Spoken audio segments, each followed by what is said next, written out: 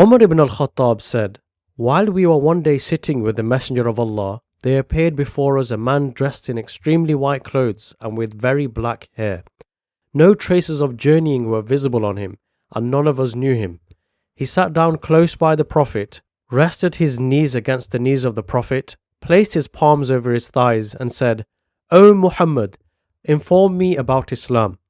The Messenger of Allah replied, 'Islam is that you should testify that there is no deity worthy of worship except Allah, and that Muhammad is his messenger, that you should perform the prayer, pay the charity, fast during Ramadan, and perform Hajj to the house, if you can find the means for it.' The man in white said, 'You have spoken the truth.' We were astonished at his questioning him, and then telling him that he was right, but he went on to say, 'Inform me about Iman.'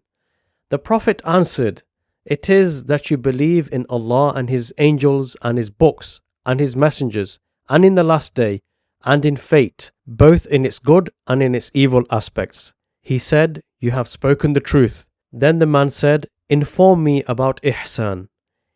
The Prophet answered, 'It is that you should serve Allah as though you could see Him, although you cannot see Him, yet He sees you.' He said, 'Inform me about the hour.' The Prophet said, 'About that, the one questioned knows no more than the questioner.'